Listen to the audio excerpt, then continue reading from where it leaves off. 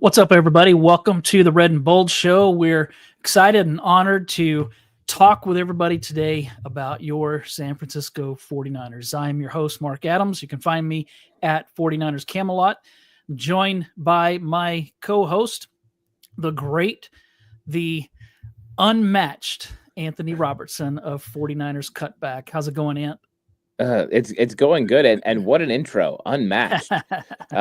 Yeah, I don't know about unmatched, but I appreciate the love, Marc.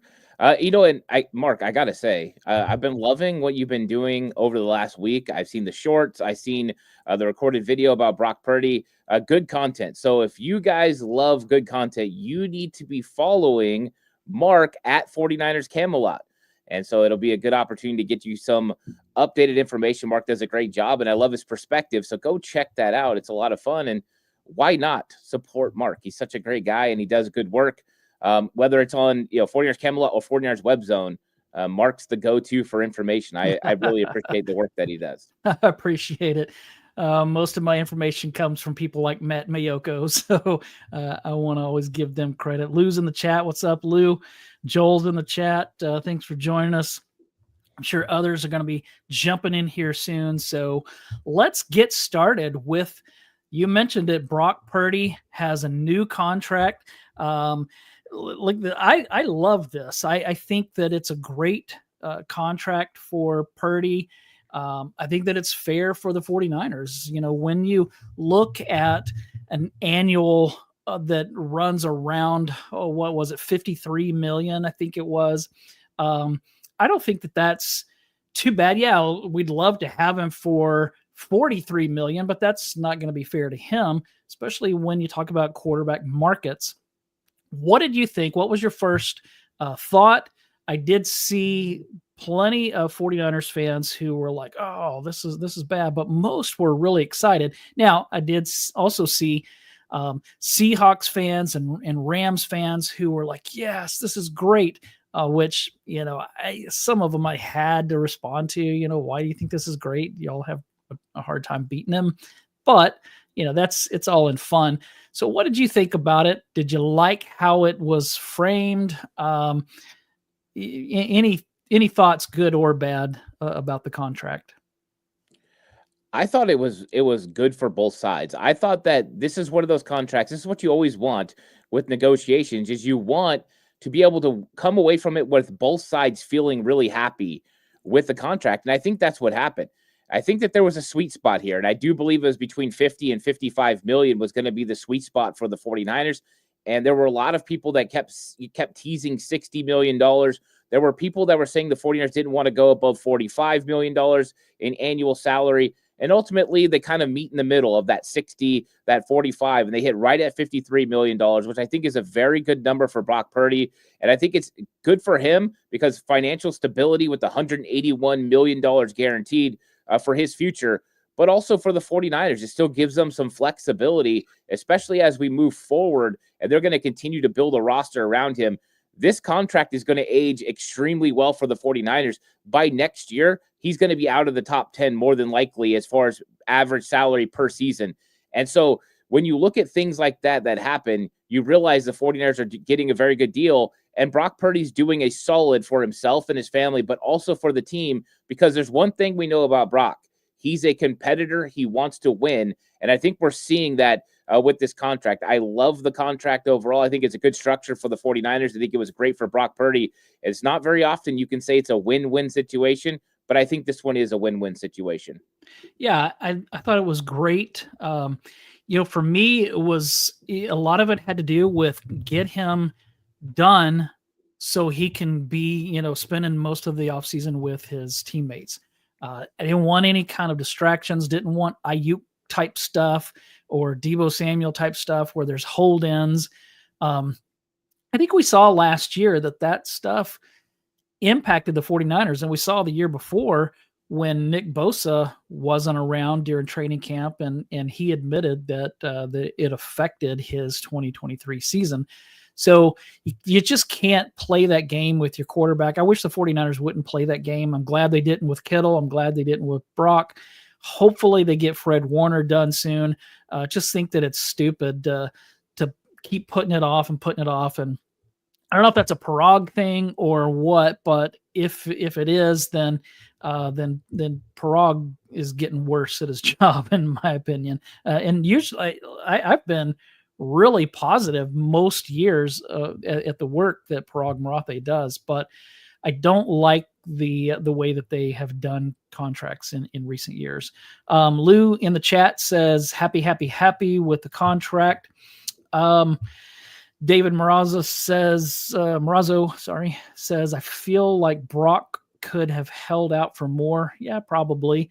And the 49ers could have made it last longer to try and get less for him. A 49ers throwback, so we win in game 1, Seattle.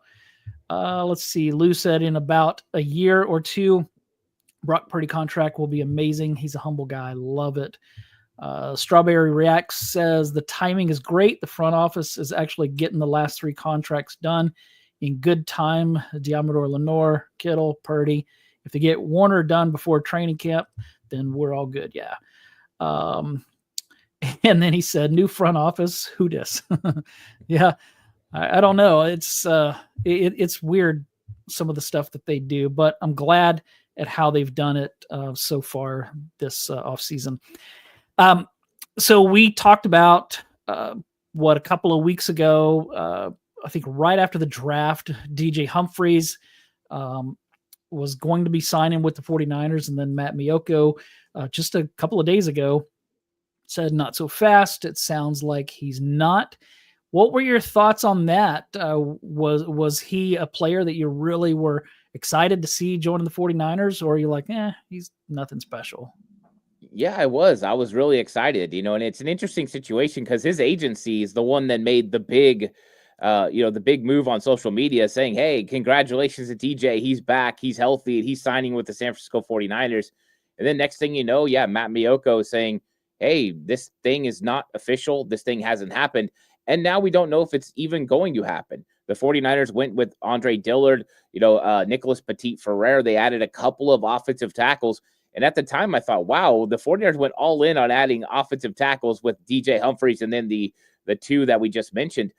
I think that this was an interesting one because I think Humphries is the best of the 3 tackles we talked about.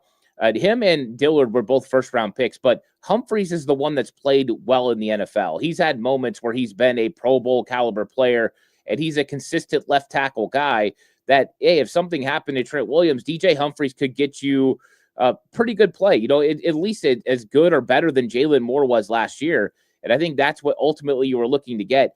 Andre Dillard's a little bit of a more interesting situation because he hasn't been consistent in his career. He hasn't proven that he could be that guy. And he kind of, struggled in Philadelphia. Then he went to Tennessee. He struggled mightily there. And then last year at Green Bay, he just didn't even have any opportunities to play.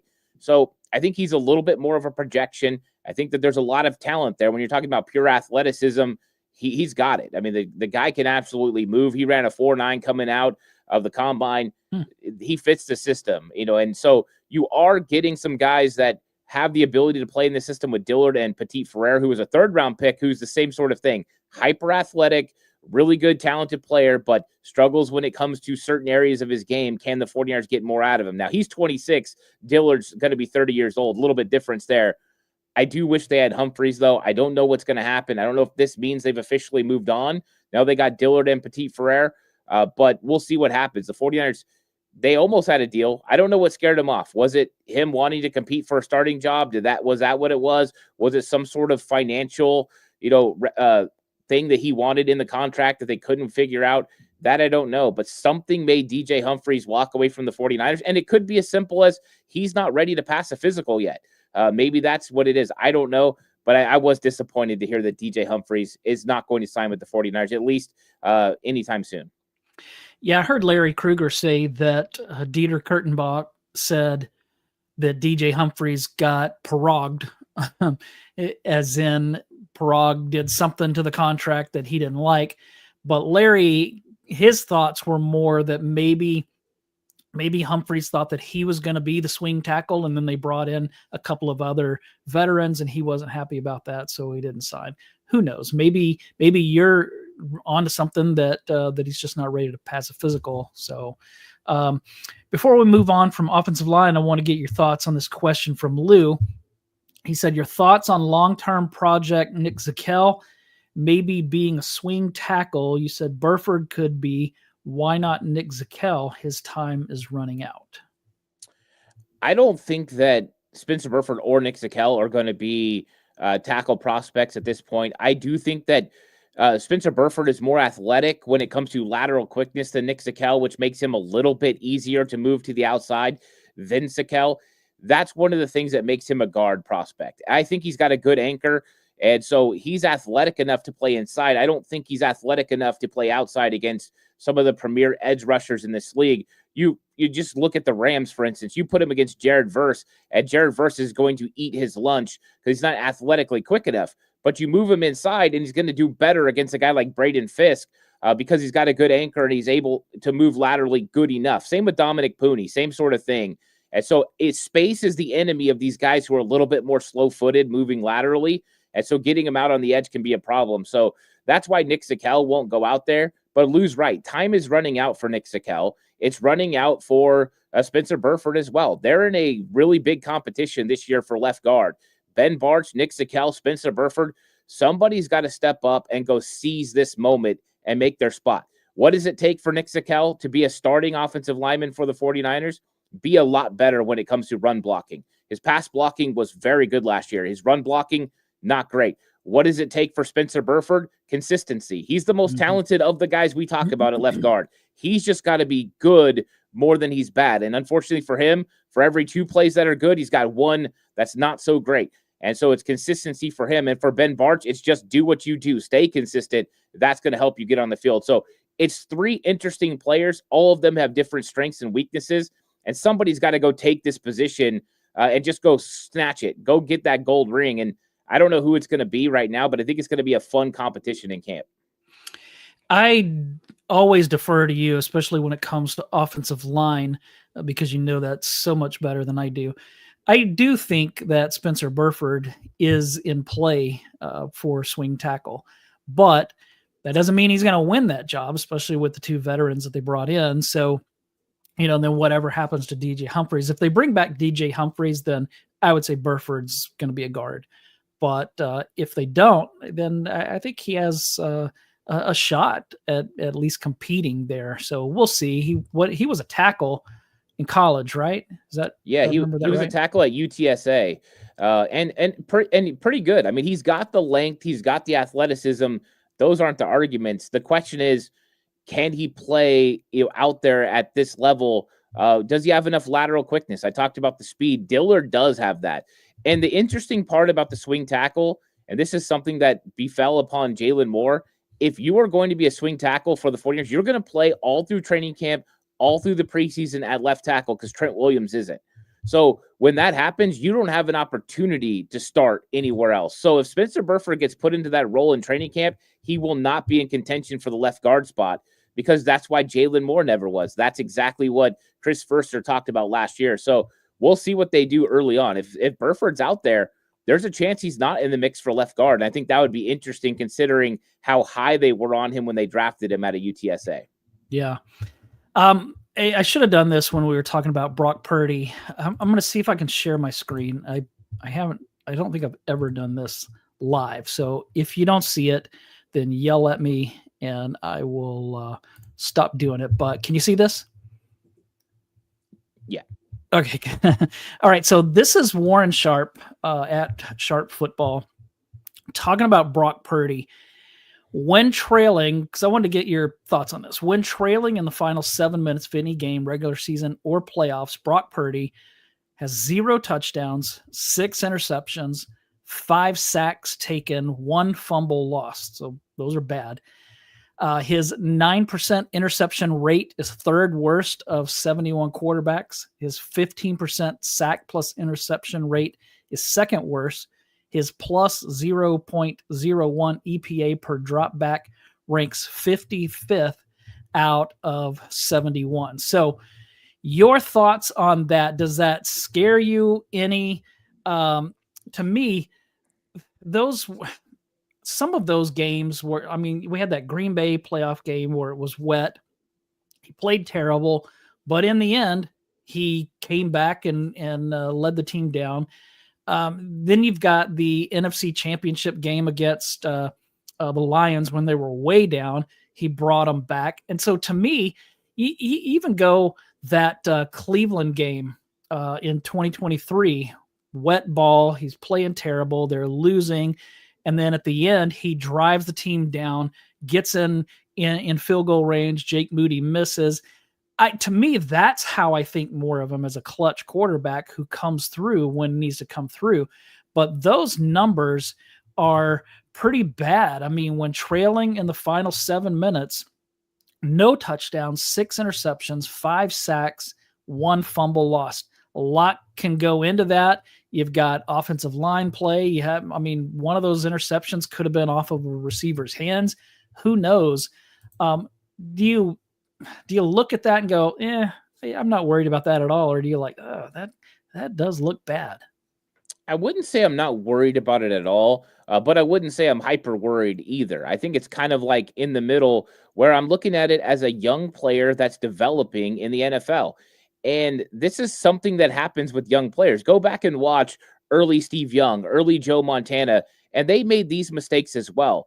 And then eventually they figured it out. And mastery of the offense, figuring out what defenses try to do against you, you figuring out what your skill level is and what you can do with your arm and your abilities also play into it. As a player matures, they understand what they can get away with and what they can't. So I think that this has been a growing process for Brock Purdy. I don't think it's always been pretty, but I do know that in the biggest moments, and you brought up some of those big moments, Brock Purdy has left the field with the lead when it mattered.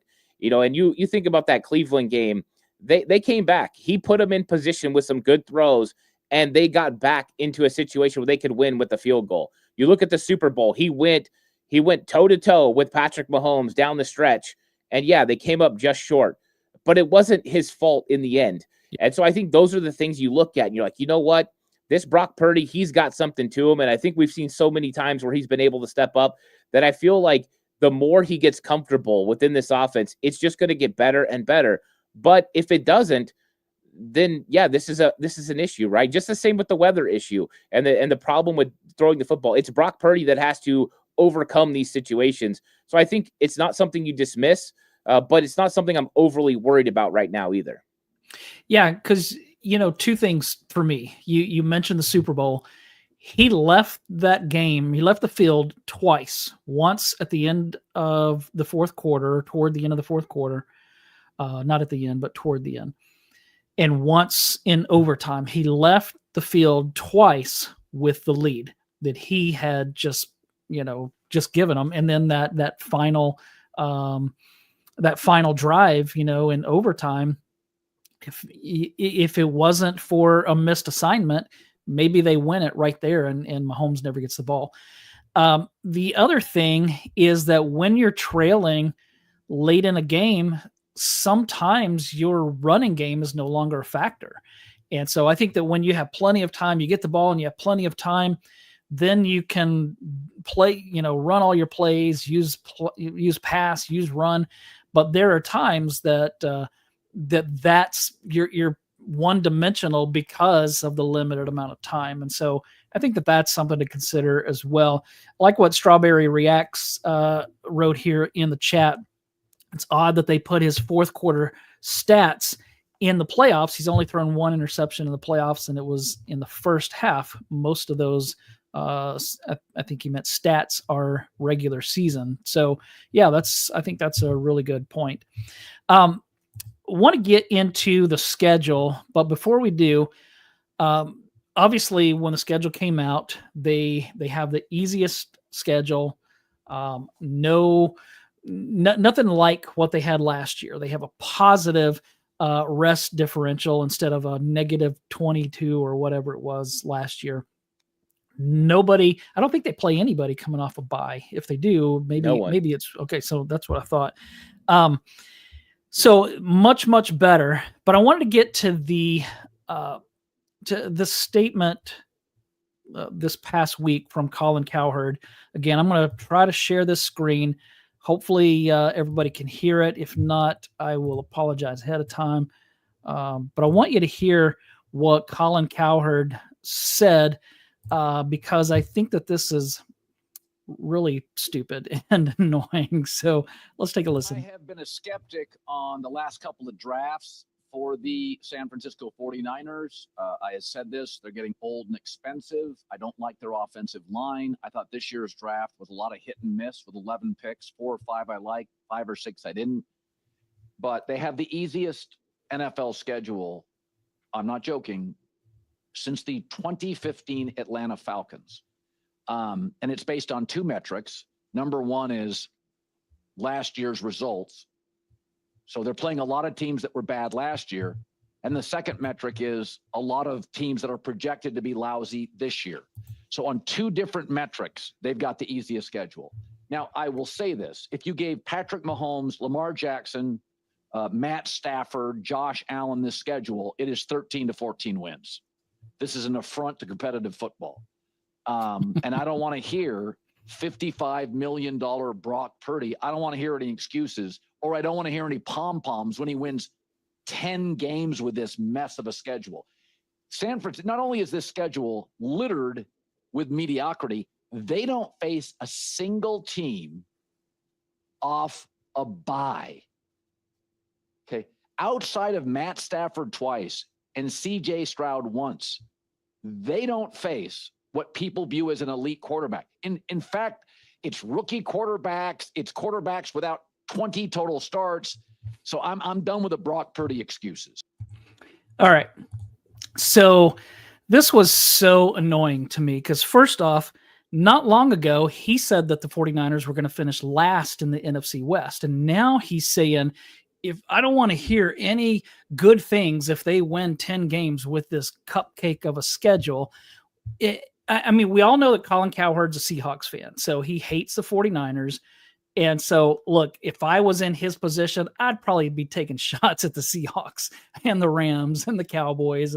And so, you know, maybe not if I was like a national person like him. But all of that aside, I just thought this was I found this so annoying. I know that the national media is taking shots at the 49ers. They're finished. They're done. There was the James Jones quote where he said that he thinks they'd be lucky to win 9 games. That stuff happens. I'm not concerned about it. But to me, it just seemed like Cowherd was kind of contradicting himself, you know, that they're not any good. And I don't want to hear any complaints. But if they win 10 games, I don't want to hear anything good about Brock Purdy because Lamar Jackson or Patrick Mahomes or whoever would win 13 or 14 games with this schedule. So what is it? Are they bad or are they still good but carrying Brock Purdy along? That's the thing that I found annoying, is that he just contradicted himself too much. Did you hear this already? And if so, what I say is Cynthia, but screw Colin Cowherd.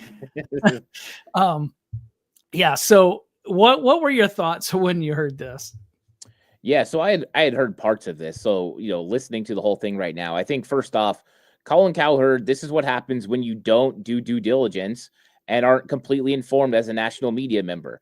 When you don't understand the 49ers schedule, and there's no excuse for him to not know which teams they were going to play before he ever made the statement that they were going to be bottom in the NFC West. What happened is he caught himself in a little bit of a situation that once the schedule came out, now he realizes they're going to win at least 10 games, and his take before was completely trash. And that's unfortunate, but that's what happens when you're not paying attention to teams all the time. And you've got to make sure you're educated. And I think that he just got a little out over his skis on this one. And so I always find it entertaining with the national media members because they don't look at the 49ers roster. They only look at it surface level. So they always talk about, you know, the guys that they lost. They talk about Drake Greenlaw. Well, Drake Greenlaw didn't play at all last year. He played like one half. You know, they talk about Charvarius Ward. He missed multiple games as well. Talanoa Hufanga, big loss for the 49ers. He barely played last season. Javon Hargrave, huge loss, barely played. So I think it's one of those things where you get people that don't pay attention to the team. And of course, we're different because that's what our focus is on the 49ers. Sure. But I'm not a huge fan of national media pundits. I don't listen to national media for the most part. No ESPN for me, no Fox, no none of that, because I just don't think they have the pulse on the team. And I think that's one of the things that's really changed through the years. And everyone has a platform now with YouTube and some of the things that are available. And I think we do get better coverage now than we ever got before, where you get, these small blurts. And it's interesting just listening to what people say. Colin Cowherd said he hated the draft. Well, CBS had this as an A+ draft. So it's kind of like, everyone kind of has their own feel on it. But the thing is these national media people, they know they want to slight Brock Purdy because that gets clicks. 49er fans get passionate about protecting their guy, Brock Purdy, so they know that's what's going to happen. And the 49ers have a huge fan base, and they need to engage that fan base. And the way that they do it is by saying negative things about the team, and they know that that's going to turn into clicks.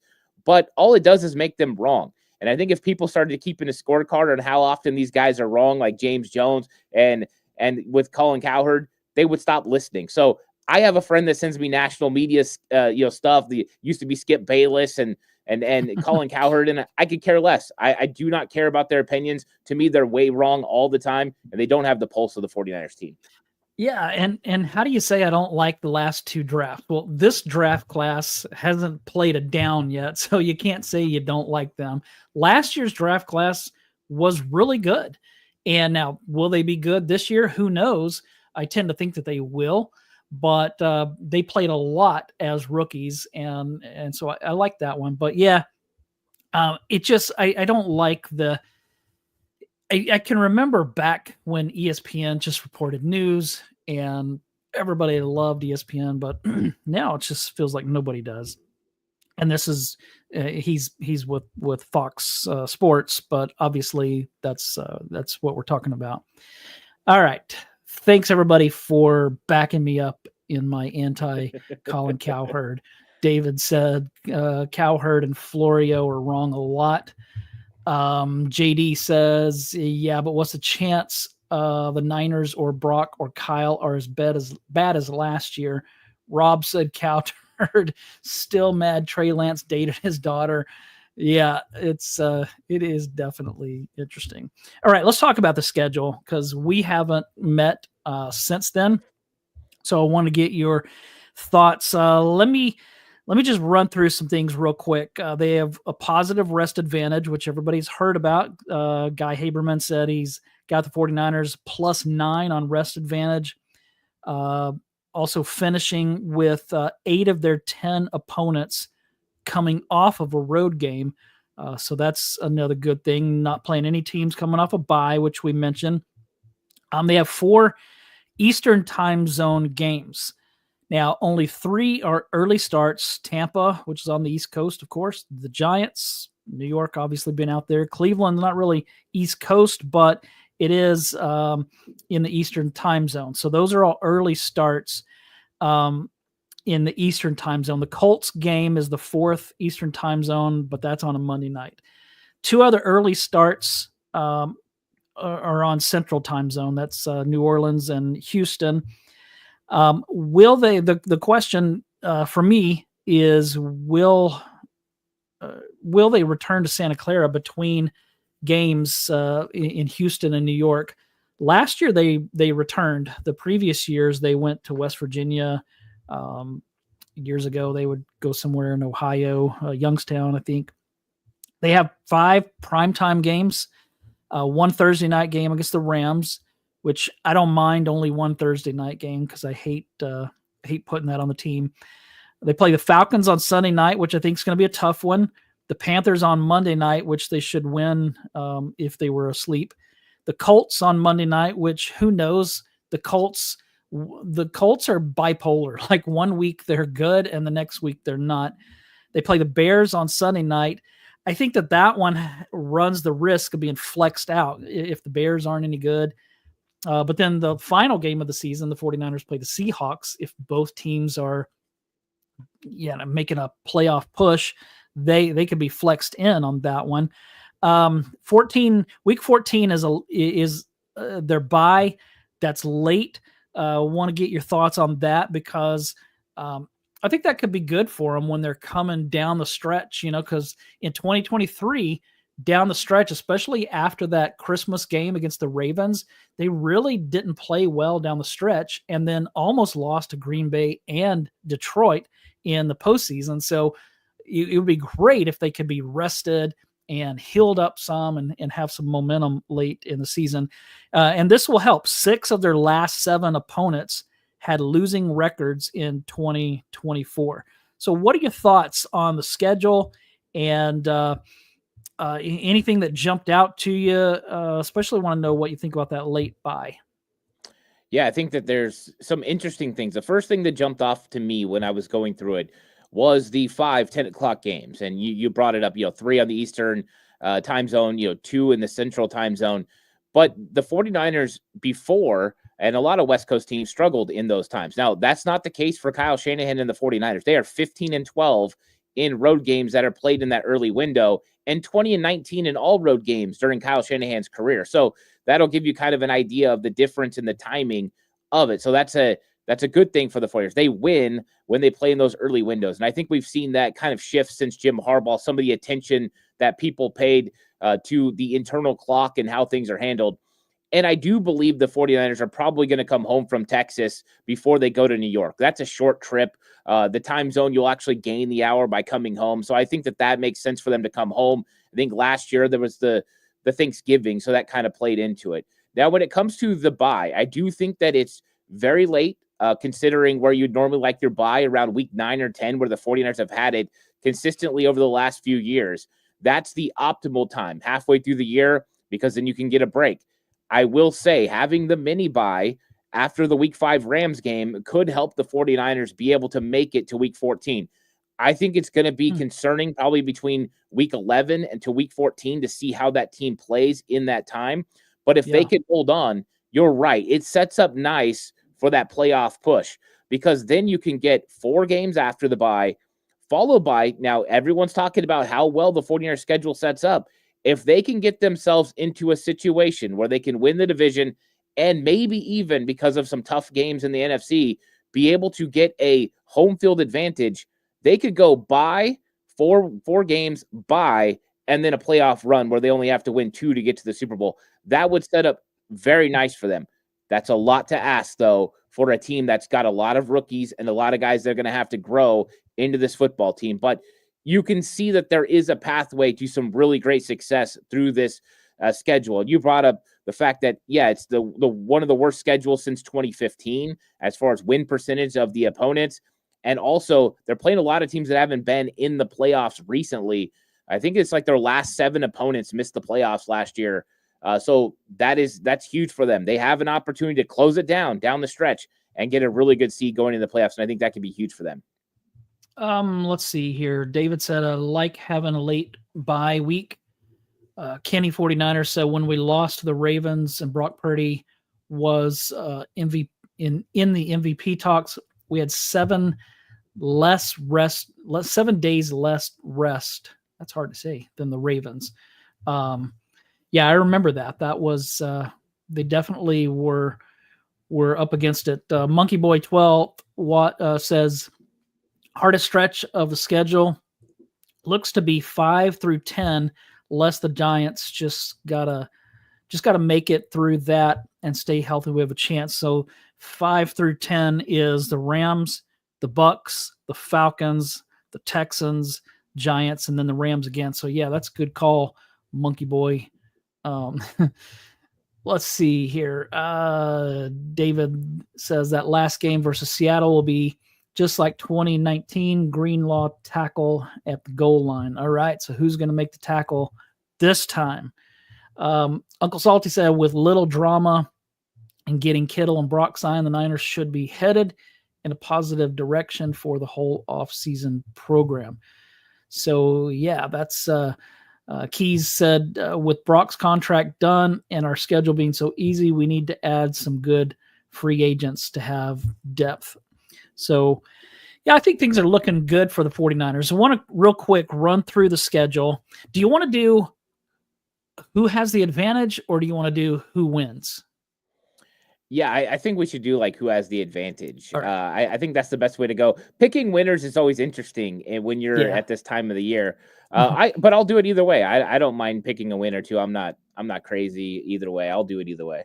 Yeah, I did my own quick little video the other day, and I did who has the advantage, just because I normally at this point don't like making those predictions either. So, all right, week 1 is in Seattle. The 49ers have been playing better. There was a time they couldn't win in Seattle. Lately, they have been playing. I'm going to say this is advantage 49ers because it's Sam Darnold's first game with the Seahawks. I think that you're right because I think that there's so much changeover with the Seahawks offense that I think the offense is it's gonna be one of those situations where the Seahawks defense is gonna be good and the Seahawks offense is gonna struggle. And for the 49ers, it's gonna be a 49ers offense defense is gonna have to figure it out. And I think it's easier, and I just know this from experience coaching, for a defense to figure it out than an offense. There's a lot more moving parts. So I'm going to give advantage 49ers early as the Seahawks try to figure out that offense. I think that offense is going to be a lot better when they get to week 18. Okay, week 2 is in New Orleans against the Saints. I'm going to give the 49ers the advantage because I don't even know who's going to be the Saints quarterback in that game. Yeah, that's the problem. If it's Spencer Rattler, yeah, I mean, minus them signing Aaron Rodgers, and even then, who's going to block? I think they have some real concerns about their offensive line. I'm going to advantage 49ers as well. I think even if you lost in Seattle, you're not starting the season 0-2. You're beating the New Orleans Saints.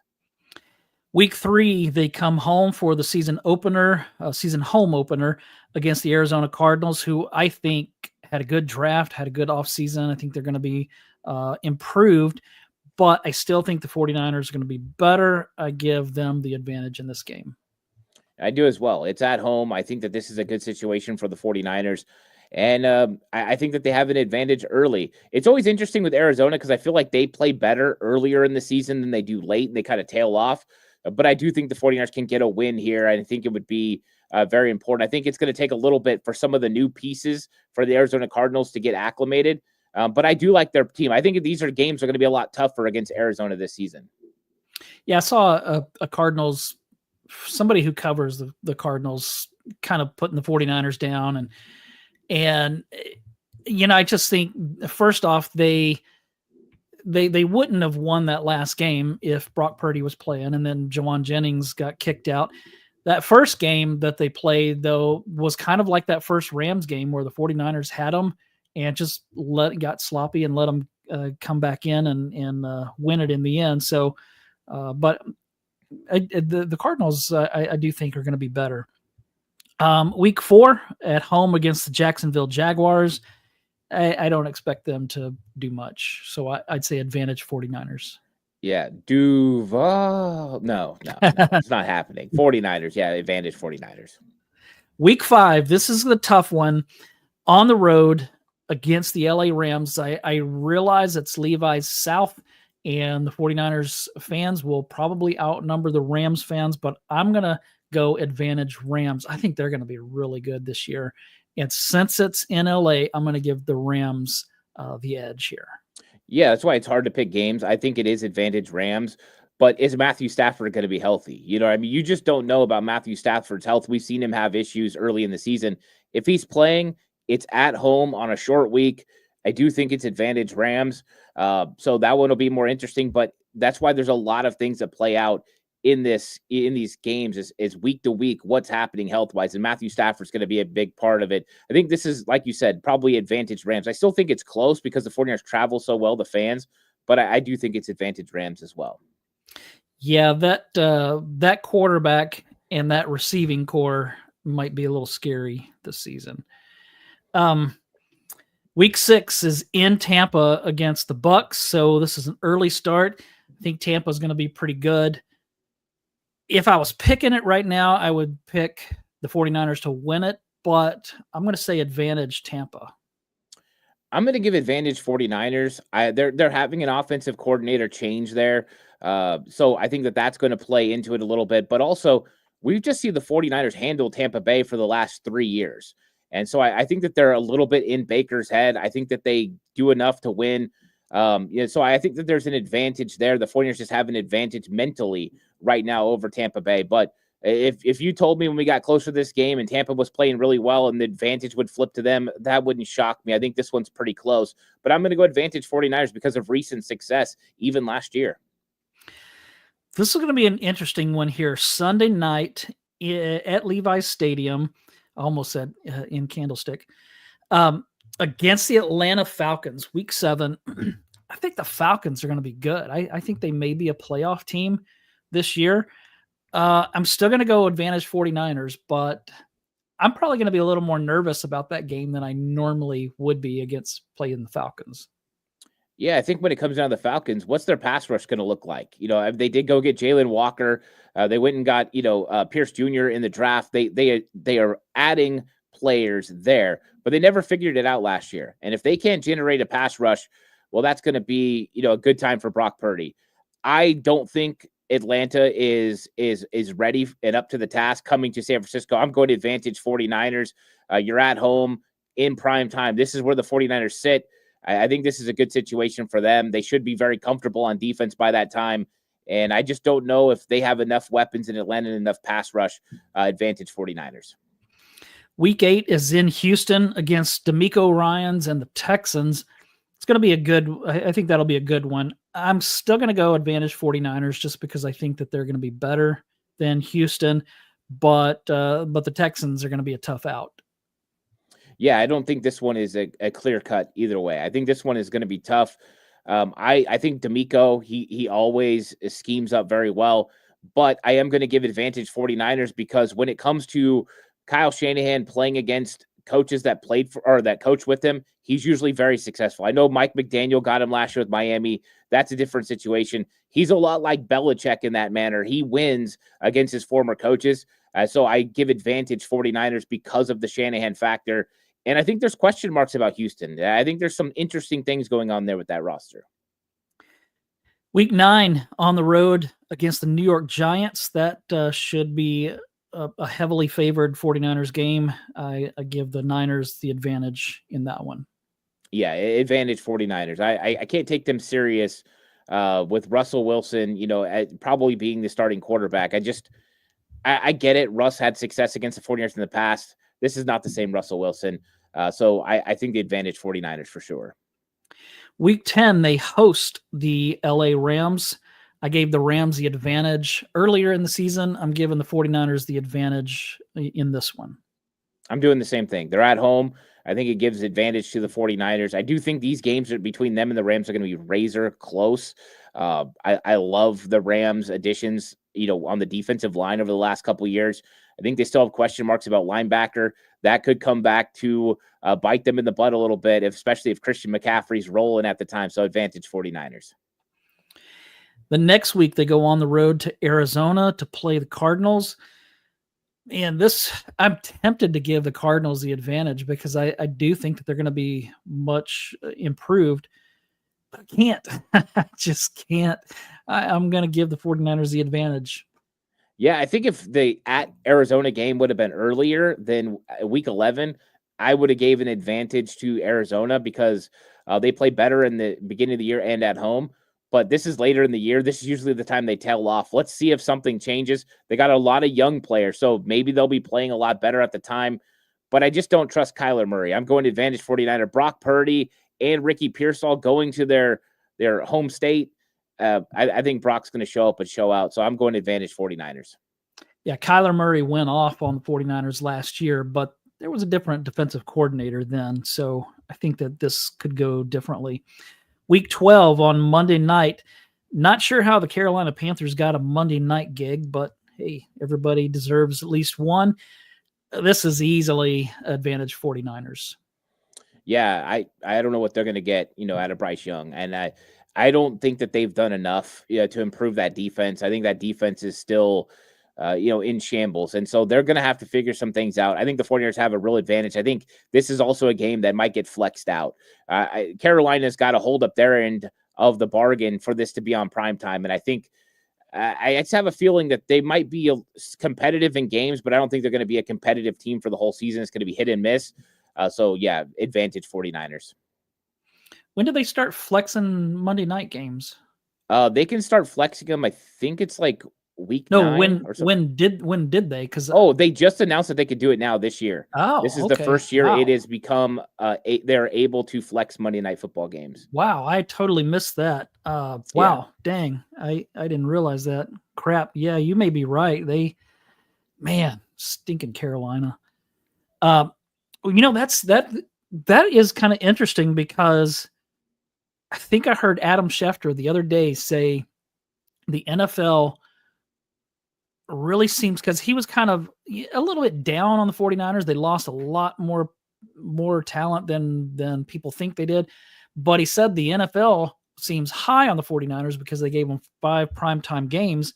Now knowing that, is the NFL really that high on them because they've given them 2 Monday nights and a Sunday night that they could potentially flex out? So, dang, now that gives me something to worry about. But anyway,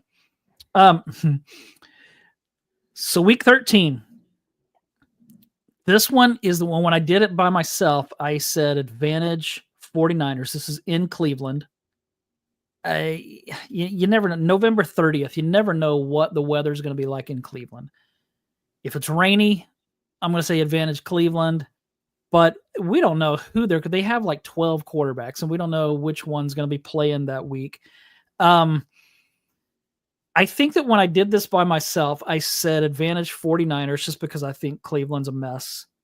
But I could easily be swayed to go the opposite direction just because who's that defensive coordinator in Jim Cleveland? Schwartz. Yeah, and Kyle has a hard time beating him for some reason. I don't know. I could go either way. Where are you at on this one? Yeah, I'm actually going to go advantage Cleveland. And this doesn't make any sense. And it didn't make any sense in 2023 when they lost. Yeah. They had no quarterback in that game. They played backups. But for whatever reason, the 49ers struggle to play in the Northeast like that. They just do. And when they are on the road in Cleveland against Jim Schwartz, I think it's a possibility they could lose. And I hope that's not the case. Right now I'm going with advantage Cleveland.